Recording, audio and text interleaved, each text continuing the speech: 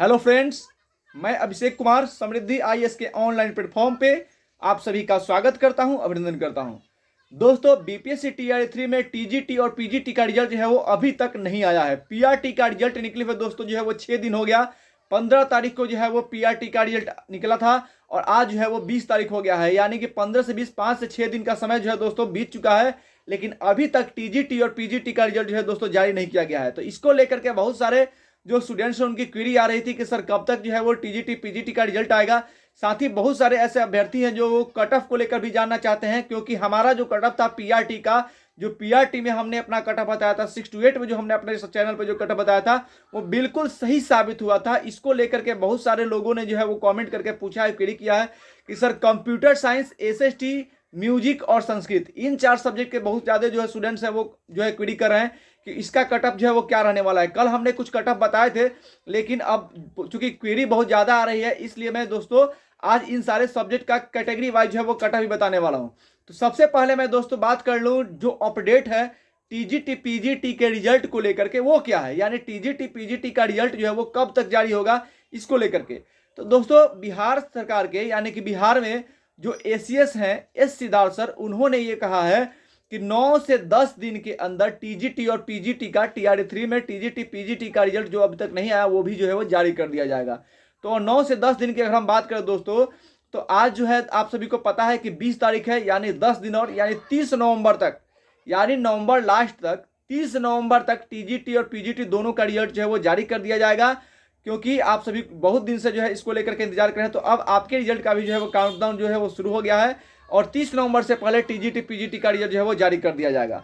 अब दोस्तों हम कट ऑफ को लेकर के बात कर ले। मैं नहीं करना चाहता था कट ऑफ पे बात, लेकिन बहुत सारे अभ्यर्थी जो है वो लगातार मैसेज कर रहे थे और ये भी कहा कि सर पीआरटी में जिस तरह से आपका कट ऑफ सही हुआ है उस तरह से हमें उम्मीदें हैं कि टीजीटी पीजीटी में भी आपका कट ऑफ जो सही होगा। बिल्कुल, देखिए कट ऑफ होता क्या है, तो ये एक परसेप्शन होता है। सारी टीम जो है वो एनालिसिस करती है, पेपर का किस तरह का पेपर था, लेवल था, उसको देखा जाता है, कितने जो हमारे अभ्यर्थी हैं उन्होंने एग्जाम में अटेम्प्ट किया है उसको लेकर के, कितने लोगों ने फॉर्म भी भरा है, इन सारे मैटर को देखते हुए उसके बाद कट ऑफ का एनालिसिस होता है।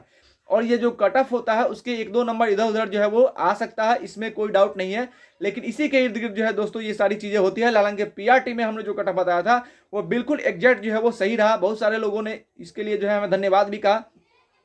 तो टीजीटी पीजीटी यानी 9, 10, 11, 12 की हम बात कर ले, तो सबसे पहले संस्कृत की हम बात करते हैं। बहुत सारे लोग संस्कृत के बारे में जानना चाहता है कि 11, 12 में संस्कृत का क्या होगा। तो दोस्तों, अगर आप 11, 12 में संस्कृत में आपने एग्जाम दिया है, संस्कृत में आप अगर शिक्षक बनना चाहते हैं, तो अगर आप जनरल कैटेगरी के स्टूडेंट्स हैं तो आपका मेल है तो 80 नंबर आपको लाना होगा। वहीं अगर आप फीमेल हैं तो आपका जो है वो 78 नंबर आएगा, तो आपका रिजल्ट हो जाएगा संस्कृत में 11, 12 में। 11, 12 में बीसी कैटेगरी के मेल कैंडिडेट की अगर मैं बात करूं तो आपको 55 नंबर लाना होगा। वहीं अगर फीमेल कैटेगरी की बात करूं तो आपको 46 नंबर लाना होगा संस्कृत के लिए। ईडब्ल्यूएस कैटेगरी की अगर मैं बात करूं तो मेल कैंडिडेट के लिए जो है 75 नंबर लाने होंगे, वहीं फीमेल कैंडिडेट के लिए जो है वो 65 नंबर लाने होंगे।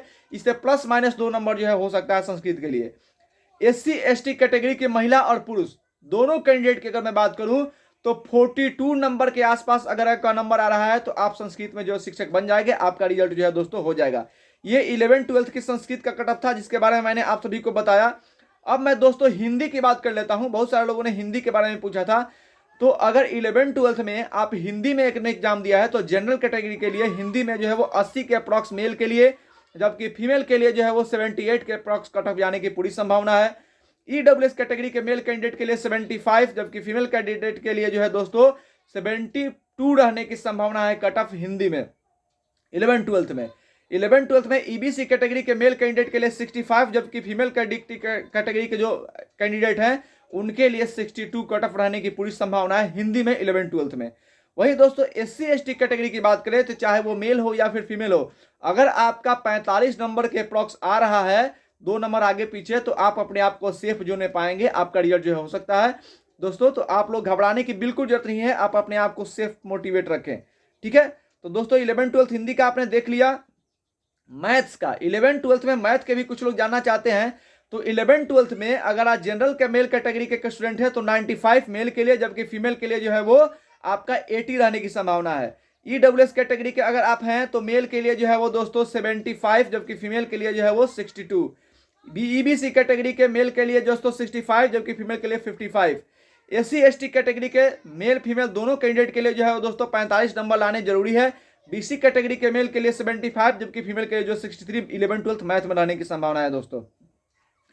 अगर आप हिस्ट्री की बात करें 11th-12th में, तो मेल के लिए जनरल में जो दोस्तों 72, फीमेल के लिए 65, BC कैटेगरी के मेल के लिए 60, जबकि फीमेल के लिए जो है वो 58, EWS कैटेगरी के मेल के लिए दोस्तों 62, जबकि फीमेल के लिए जो है वो 55, EBC कैटेगरी के मेल के लिए 52, जबकि फीमेल के लिए 45 रहने की संभावना है। जबकि SC और ST कैटेगरी के मेल और फीमेल दोनों कैंडिडेट के लिए जो है वो 40 नंबर आने पर उनके रिजल्ट होने की पूरी संभावना है दोस्तों जो है वो बन रही है।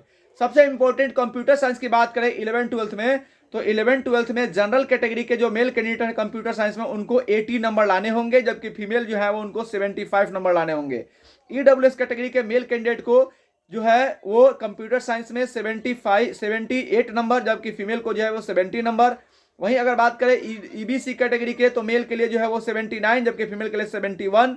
वहीं BC कैटेगरी की अगर बात करें तो मेल के लिए 84 और फीमेल के लिए 76 लाने की पूरी जो है दोस्तों संभावना है। अगर इनका इतना आ रहा है तो आप जो है अपने आप को सेफ जोन में पाएंगे। 9-10 म्यूजिक का जो है बहुत क्यूरी आ रहा है कि सर म्यूजिक में क्या होगा। तो अगर आप मेल हैं जनरल कैटेगरी के तो 75 ±2 आ रहा है तो आपका रिजल्ट हो जाएगा। फीमेल का जो है 2-3 नंबर कम रहेगा। BC कैटेगरी के लोग बहुत सारे क्वेश्चन जो है वो पूछ रहे थे, तो BC में अगर आप मेल हैं तो आपको 72 नंबर लाने होंगे, 2-3 नंबर इधर होगा तो आपका रिजल्ट हो सकता है। और वहीं फीमेल की बात करें तो आपका जो है वो 70 नंबर चाहिए। SC/ST कैटेगरी के मेल फीमेल की बात करें तो फीमेल के लिए 67, फीमेल के लिए जो है वो 60 चाहिए। ST में 44 अगर मेल का रहा तो हो जाएगा, और वहीं फीमेल का जो है 42 चाहिए। 9-10 में SST की अगर बात करूं तो अगर आप जनरल कैटेगरी के मेल कैंडिडेट हो तो आपको 80 नंबर लाने होंगे, वहीं फीमेल है तो आपको 75 नंबर लाने होंगे। EWS है तो 75, जबकि फीमेल है तो EWS के तो 66 नंबर लाने होंगे।